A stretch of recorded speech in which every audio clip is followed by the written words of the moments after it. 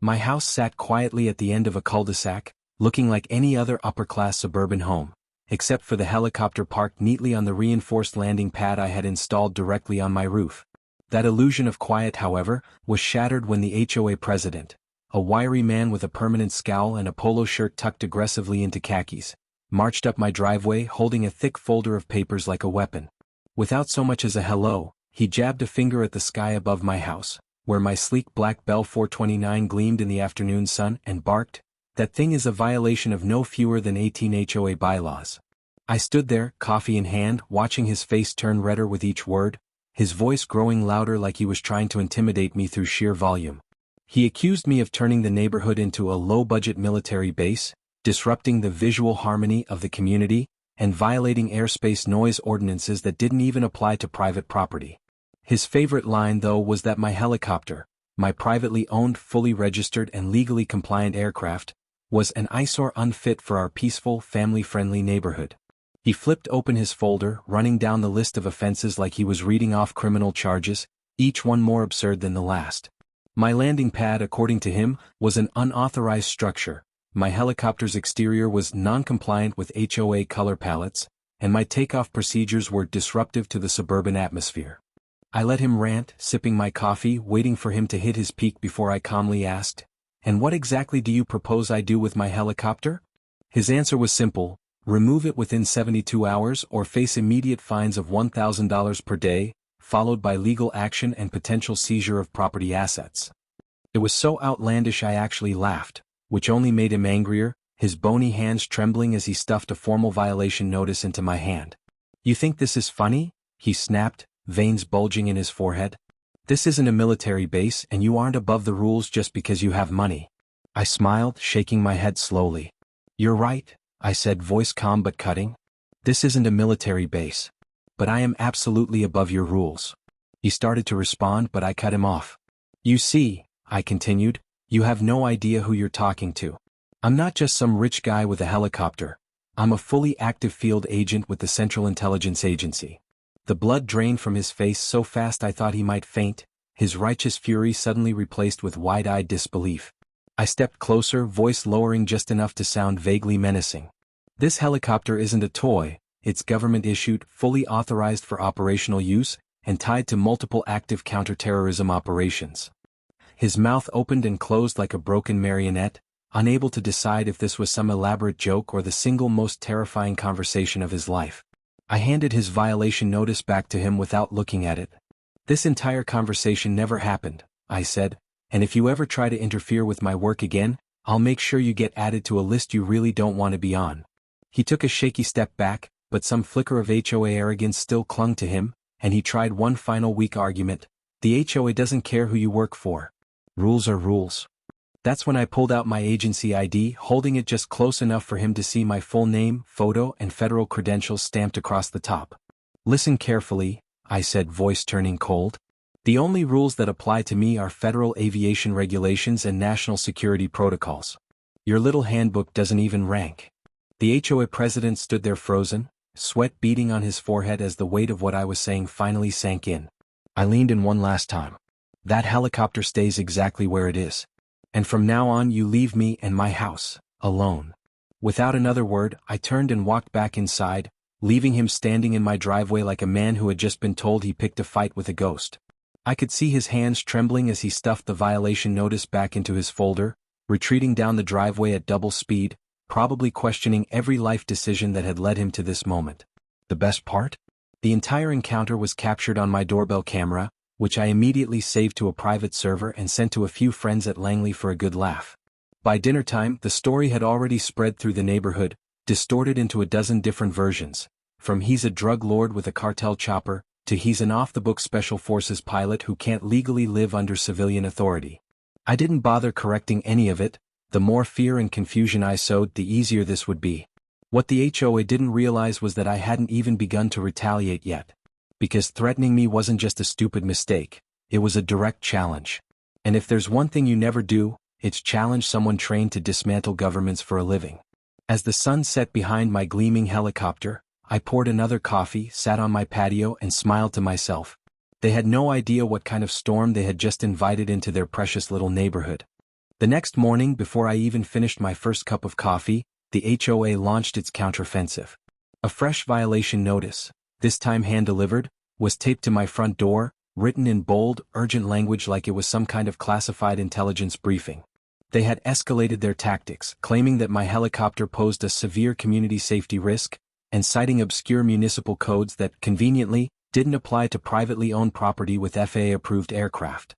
The fine had jumped from $1,000 per day to $5,000, and they now threatened immediate legal action if I didn't comply. I barely skimmed the letter before tossing it onto the growing pile of HOA nonsense in my kitchen, already considering my next move. But the real entertainment came an hour later when I noticed two unfamiliar vehicles idling on my street. One belonging to a local news station, the other to a so-called independent safety consultant hired by the HOA. It was clear what they were trying to do. They wanted to turn my helicopter into a public spectacle, rally the neighborhood against me, and create enough noise to force city officials to step in. It was an amateur move, predictable, sloppy, and destined to fail. I stepped outside casually, my morning coffee still steaming in my hand, and approached the nervous-looking reporter adjusting his microphone near the curb. "Morning," I said, keeping my tone neutral. "Something I can help you with?" The reporter hesitated, clearly caught off guard that I was engaging him directly instead of hiding behind a lawyer. "We're covering concerns raised by the local HOA regarding an unauthorized aircraft being stored in a residential area," he said, trying to sound professional. "Would you be willing to provide a statement?" I gave him a slow smile. "Sure," I said. "Here's my statement. That helicopter is legally registered, FAA compliant, and fully authorized for operational use by the federal government." The color drained from his face slightly. Before he could recover, I pulled out my CIA credentials, holding them open just long enough for him to process what he was looking at. "I'm a federal agent," I continued. "This helicopter is part of my job, and any attempt to interfere with it could be considered obstruction of an ongoing national security operation." The reporter took a shaky step back, suddenly unsure whether he was covering a minor HOA dispute or stepping into something way above his pay grade. I turned my attention to the so-called safety consultant, a balding man in a cheap blazer holding a clipboard like it was a riot shield. "I assume you're here to inspect my unauthorized structure?" I asked, raising an eyebrow. He nodded stiffly. "Yes, I just need to confirm whether it meets local." I cut him off. "Let me save you some time," I said, pulling out a laminated document.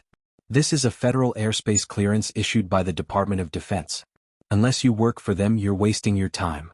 The man swallowed hard, staring at the document like it might explode.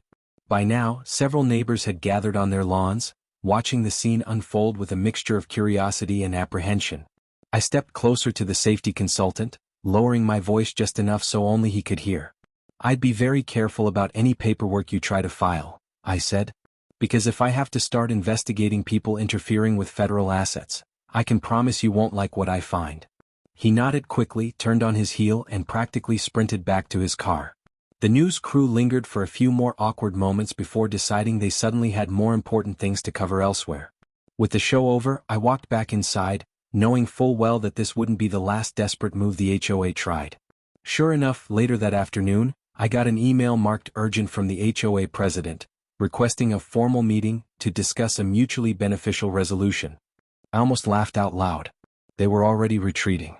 This wasn't about safety or property values or community harmony. This was about them realizing, far too late, that they had picked a fight with the one person who could dismantle them without breaking a sweat. I replied to the email with a single sentence. "I'd be happy to meet, at my office in Langley." Less than 10 minutes later, I got a follow-up email saying that, upon further review, they would be rescinding the violation notice and considering alternative solutions. That was cute. But I wasn't finished.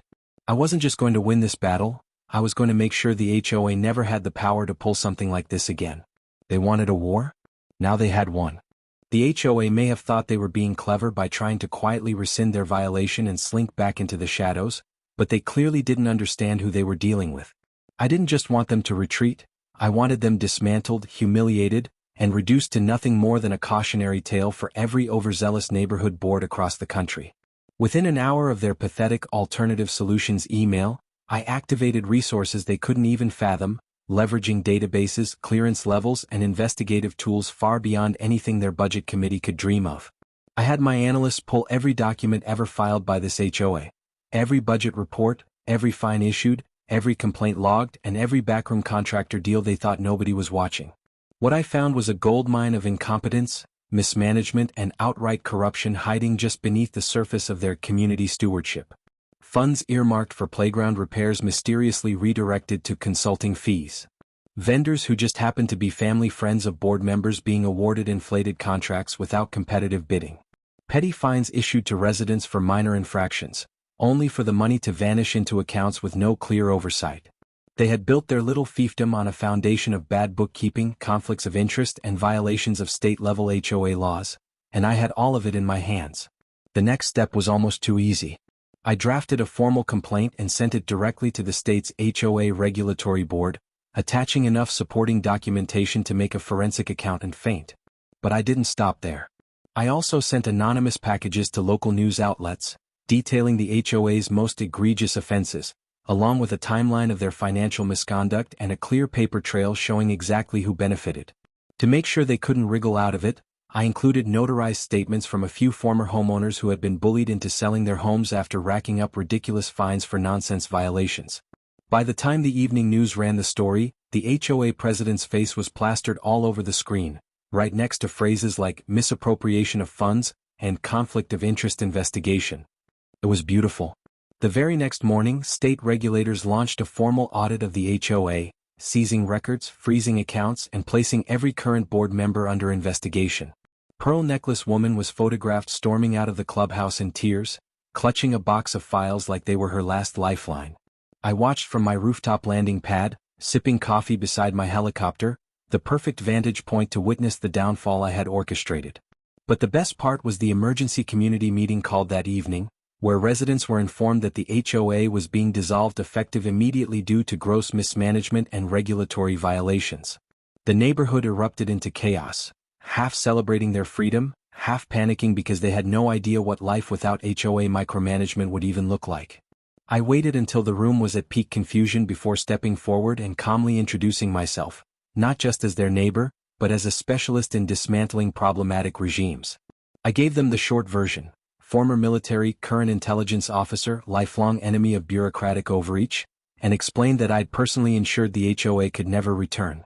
Every fine they'd paid, every rule they'd been forced to follow, every demand letter they'd received, it was all over. The only governance left would be basic city code enforcement, the kind that actually mattered, like making sure houses didn't collapse and nobody was running illegal waste dumps in their backyard. No more grass height inspections. No more color palette approvals. No more threats for leaving a trash can out overnight. I also explained that I had taken the liberty of purchasing the neighborhood's common areas, the clubhouse, the park, the greenbelt, and would be managing them directly. That meant improvements would actually happen, and community events would be run by people who lived here, not a handful of bitter retirees with too much free time and a love for pointless authority. By the end of my speech, the mood had shifted from confusion to cautious excitement. People started asking real questions, about community barbecues, about hosting neighborhood movie nights, about finally turning the sad little park into something worth visiting. It was the first time this neighborhood had felt like an actual community instead of a gated prison run by clipboard tyrants. As for the former HOA board, they were banned from ever holding office in a residential association again, thanks to the permanent black marks left on their records by my investigation. The HOA president tried to move to a nearby neighborhood and immediately ran for their board, only for my anonymous package to show up in their mailbox, reminding everyone exactly who he was. He lost by a landslide. Pearl Necklace Woman vanished entirely. Some said she moved to a condo in another state, where the only rules she had left to enforce were the terms of her internet service contract. With the HOA reduced to rubble, my helicopter remained exactly where it belonged, perched proudly on my roof, gleaming under the sun like a trophy. It wasn't just a helicopter anymore. It was a monument to the simple truth that no petty neighborhood committee could ever stand against someone who knew how to pull apart their world with surgical precision. And every time I took off or landed, sending a ripple of rotor wash across the lawns below, it served as a reminder to every future HOA wannabe tyrant in the area. This neighborhood didn't belong to them. It belonged to me. With the HOA dissolved and its former leaders reduced to cautionary tales, I didn't just leave the neighborhood to figure itself out. I had a vision, one that had nothing to do with petty fines or matching mailbox colors and everything to do with freedom, creativity, and community built on mutual respect instead of fear. The first step was ownership. I purchased every scrap of common space, the park, the clubhouse, even the useless strip of land they used to call a greenbelt, rolling all of it into a private trust under my direct control. That meant no future HOA could ever re-establish itself because they'd have no property to manage, no leverage to hold over anyone, and absolutely no authority.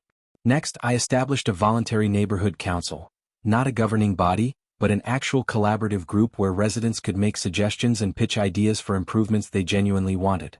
No fines. No enforcement powers. Just neighbors talking to neighbors the way communities are supposed to work. With the HOA's bloated fees gone, people suddenly had money to actually invest in their homes. Paint jobs, new landscaping, custom patios, even full remodels. Gone were the cookie-cutter rules about lawn gnomes or garden flags. People let their personalities shine through their properties, and the whole neighborhood came alive with color and individuality. And of course, the first official improvement project was the park. What had once been a sad patch of grass and a rusted swing set became a legitimate recreational space.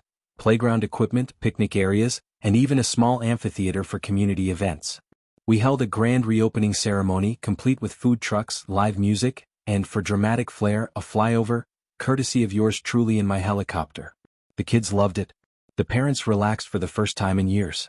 And the handful of neighbors who had once sided with the HOA realized that life without constant oversight was infinitely better. Every unnecessary restriction disappeared. Paint your house purple if you want, put a skate ramp in your driveway, build the treehouse your kids have been begging for. As long as you weren't endangering anyone, the rule was simple. It's your property. Enjoy it. The clubhouse, once used exclusively for HOA meetings and passive-aggressive workshops on approved fence styles, became a real community center. Weekly potlucks, birthday parties, book clubs, even movie nights, all without needing to file a form or get approval from a bored retiree with a power complex. It turned out people were more responsible when they weren't treated like children, and the neighborhood actually became cleaner, more organized, and far more enjoyable once everyone felt ownership in it. The old HOA board members had either moved away in shame or kept their heads down, too embarrassed to show their faces at the events. Pearl Necklace Woman's house went up for sale just weeks after the council dissolved, and I'm fairly certain her last act before leaving was scowling at my helicopter one final time. And that helicopter? It became a symbol of everything we'd won: freedom from unnecessary authority, proof that you could live your life your way without needing permission from a committee. I even offered helicopter rides to neighbors during our annual 4th of July block party, letting them see their homes from above, a literal new perspective on their own freedom. As for the property values the HOA claimed I was destroying, they skyrocketed. Turns out, living in a luxury neighborhood with full amenities and no HOA was incredibly appealing. Real estate agents practically begged to list homes here, using "no HOA" as the first bullet point in every ad. In the end, the neighborhood thrived not because of rules, but because people actually cared about it once they had the freedom to make it their own. The transformation made headlines again. The same local station that had once covered my controversial helicopter returned to do a follow-up, this time calling me the man who ended an HOA and saved a neighborhood. I never cared about the publicity. For me, the real satisfaction was in seeing kids running through front yards without fear of getting yelled at, seeing houses proudly display everything from wildflower gardens to funky sculptures, and knowing that nobody was living under the constant threat of fines for nonsense. This neighborhood was no longer a sterile HOA-controlled prison. It was a living, breathing community with personality and heart. And every morning when I drank my coffee on the roof next to my helicopter, I could see it all. A neighborhood free, happy, and finally alive. The HOA said I couldn't park my helicopter on my house. Now, I park it wherever I want, fly it whenever I want, and along the way I turned a neighborhood ruled by fear into a haven built on freedom. Not bad for a guy who was just supposed to be the weird neighbor with a chopper. But if the HOA had known I was a CIA agent before they started this fight, they might have realized something important. You never tell a man trained to topple governments that he can't land his helicopter on his own house.